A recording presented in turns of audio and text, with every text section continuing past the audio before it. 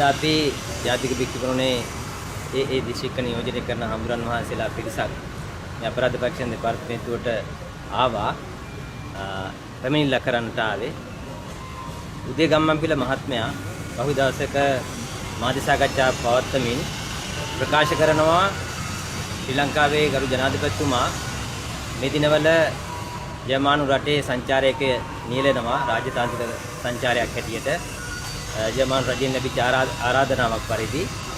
එනමුත් ඔහු එම රාජතාන්ත්‍රික සංචාරය පිළිබඳව මේ රටේ ජනතාව තුළ සැකසංකා සහගත මතයක් නිර්මාණය කිරීම සඳහා ඔහුගේ අදහස් දැක්වීම සිදු කරනවා. විශේෂයෙන්ම ඔහු කියන්නේ ඒක රාජතාන්ත්‍රික නොවන ගමනක් බව තමයි ඔහුගේ ප්‍රකාශයෙන් හඟවන්න උත්සාහ ගන්න. විදේශ අමාත්‍යවරයා හම්බ වෙන්නේ නැහැ, රටේ චාන්සලර්වරයා හම්බ වෙන්නේ නැහැ. මේ ආදී ලෙස ඔහු ඒ අදහස් ඒ මාධ්‍ය සාකච්ඡාදී අදහස් දක්වනවා. ඒක අහගෙන ඉන්න සාමාන්‍ය රටේ පුරවැසියන් වන අපිට හිතෙන්නේ මේ ජනාධිපතිතුමා මොකක් හරි හොර ගමනක් ගිහිල්ලා වගේ.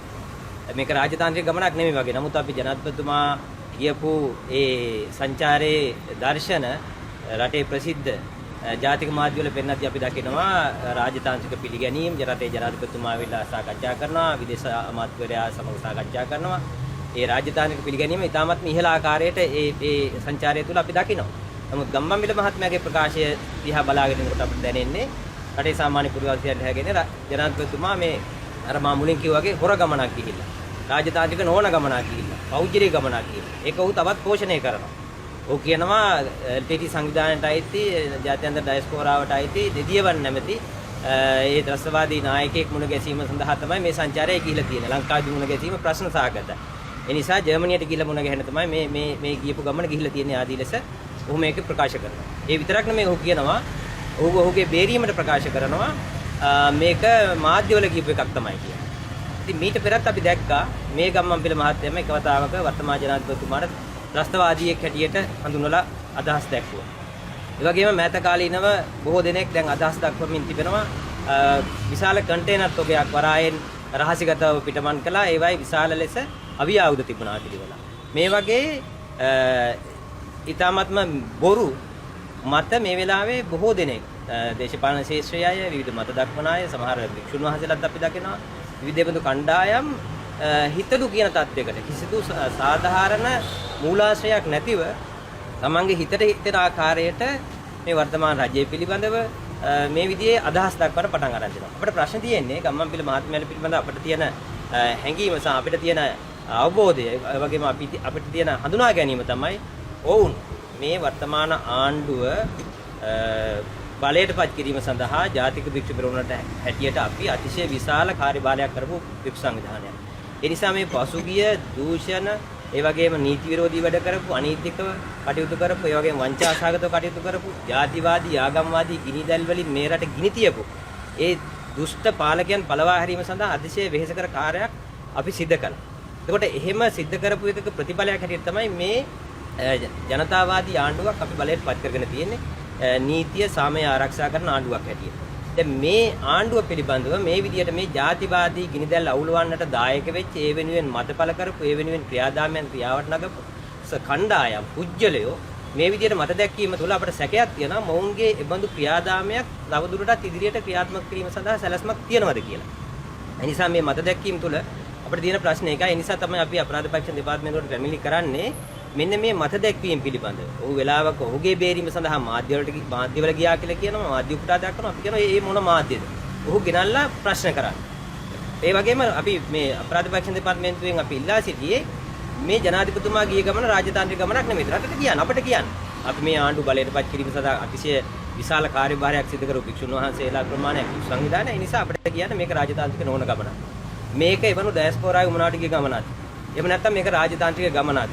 මේක ගියේ පෞද්ගලික ගමනක්. මේ ගම්මන්පිල මහත්මයා මතු කරන්න හදන කාරණේ පිළිබඳව අපි කියනවා ජනාධිපති ලේකම් කාර්යාලයෙන් හෝ ජනාධිපතිතුමා හෝ විදේශ සංචාරයෙන් පසුව මේ සම්බන්ධව රටට ප්‍රකාශයක් කරන්න අදහස් දැක්වීමක් කරන්න ඒක අපි ඉල්ලා හිටනවා. ඒ වගේම අපිත් බලාපොරොත්තු වෙනවා ජනාධිපතිතුමා ආවට පස්සේ ගිහිල්ලා මුණ ගැහෙන්න මේ ගිය සංචාරයේ කුමන එකක්ද මේ ගම්මන්පිල මහත්මයා කියන්නේ කුමක්ද කියලා අපි ඔහුගෙන් විමසන්න බලාපොරොත්තු වෙනවා රටේ ජනාධිපතිවරයාට.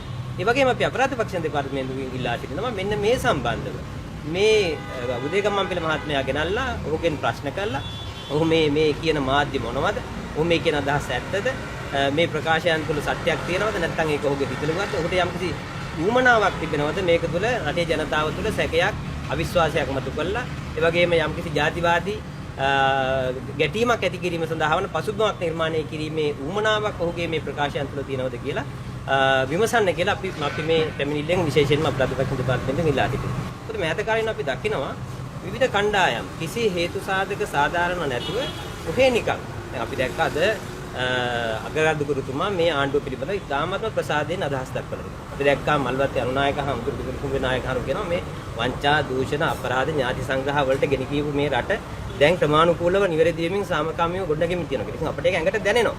ජාතිවාදී ආගම්වාදී විරෝකින් අටයුතු කරන මානසිකත්වයෙන් හිටපු රටක් අද ක්‍රමානුකූලව සංහිඳියාව කරා යමින් තිබෙනවා. මිනිස්සු දේශ මිත්‍රශීලීව මනුෂ්‍යත්වයෙන් බලන තත්යකට නිර්මාණය වෙමින් තියෙනවා. ඒක තමයි අපි අපේක්ෂා කරපු මේ මනුෂ්‍යත්වයේ දේශය.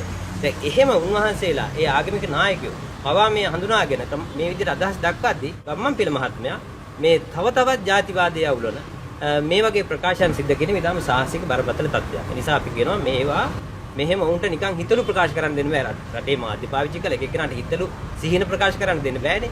ඒක තුළ අපිට ඇති වෙන අදහසක් තියෙනවා. ඒ නිසා ඔහු ගෙන්නලා ඔහුගේ ප්‍රකාශන පිළිබඳව, එහි සත්‍ය අසත්‍යතාවය පිළිබඳව, ඔහු ඒ උත්සාහ කරන මාධ්‍යයන් වල ප්‍රකාශන පිළිබඳව වහාම පරීක්ෂණයක් කළා රටට මේ සම්බන්ධ හෙළිදරව් කරන්න කියලා ඔහුට නීතිය ක්‍රියාත්මක කරන්න කියලා අපි අපරාධ පරීක්ෂණ දෙපාර්තමේන්තුවෙන් ඉල්ලා සිටිනවා. අදහස් ප්‍රකාශ කරන්න අයිතිය තියෙනවා. අදහස් ප්‍රකාශ කිරීමේ අයිතියට අපි කවුරුත් ගරු කරනවා. හැබැයි මේ අසත්‍ය ප්‍රකාශ කරන්න කාටවත් අයිතියක් නැහැ. අදහස් ප්‍රකාශ කරන්න තියෙන අයිතියට ගරු කරද්දී අසත්‍ය ප්‍රකාශ කරන්න කාටවත් අයිතියක් නැහැ. ඒ වගේම මොනවා හරි යටි අරමුණක් තබාගෙන රටේ සම්මකාමී පරිසරය විනාශ කිරීම සඳහා වන උල්පන්දම් දෙන ආකාරයේ අදහස් පළ කරන්න කාටවත් අයිතියක් නැහැ. නැවත අපි හොඳටම ජාතිවාදයෙන් බැටකාපු ජාතියක්. ඒ නිසා එවැනි තත්ත්වයක් නැවත නිර්මාණය වෙන්න, සැකසංකා ඇති වෙන්න, උදහස් ඇති වෙන ආකාරයට කටයුතු කරන්න කාටවත් අයිතියක් නැහැ. ඒ නිසා අපි කියන්නේ අදහස් දැක්වීමට තියෙන අයිතියට ගරු කරනවා. හැබැයි අසත්‍ය බොරු අවලාද නගන්න තියෙන අයිතිය මම හිතන්නේ අපි පිළිගන්න ඕන නැහැ. කීපදෙනායි මේ වෙනකොට රජය සම්බන්ධයෙන් යම් චෝදනා කරන්නේ. ඔව් අතලොස්සයි. නමුත් උන්ට ඇති වෛරයක් ඇති. උන්ට විශාල ගණදෙනුවක් ඇති බේර ගන්න. උන් ආපු ගමන් මග උන්ට අහිමි වීම පිළිබඳ උන්ගේ වරප්‍රසාද, උන් භුක්ති විඳ දේවල්, උන්ගේ යටි අරමුණු සාක්ෂාත් කරගන්න තිබිච්ච මාවත් ඇහිරීම පිළිබඳ උන්ට වේදනාවක් ඇති. නමුත් ඒක අපට උන්ගේ වේදනාව උන්ට විඳ ගන්න හරිනවා. නමුත් මේ රටක් හැටියට වේදනාවටපත් වෙන්න දෙන්න බෑ. මේ රටේ ජනතාව බොහොම අවුරුදු ගාණක් තිස්සේ වෙහෙස මහන්සි වෙලා ලේයින් කඳුලින් දහඩියෙන් ගොඩනගාගත්ත මේ ජනතාව හරි ආණ්ඩුව බිඳ වටන්න ඒ වගේ කණ්ඩායම් කීපයකට සුළුතරයකට ඉඩ දෙන්න බෑ. එතකොට රජය විවේචනය කරන්නේ. ඒ වගේ රජය හරි මාර්ගයට ගෙනියන්න යම් විවේචනය කරන්න එහෙම බැරි. ඔව් අපි අර කියනවනේ බෙරේ සද්ද සහ දොරේ සද්ද දෙකම අපි අඳුරනවා කියලා. ඒ නිසා අපිට තේරෙනවා මේක අදහස් දක්වන අයගේ අදහස් වල තියෙන රජයේ නිවැරදිමකට ගැනීමේ උමනාවක්ද නැත්නම් රජයේ බිඳවැටීම සඳහා වන උමනාවක්ද කියලා අපිට තේරෙනවා උන්ගේ ප්‍රකාශ තුළ. සහ උන්ගේ අතීත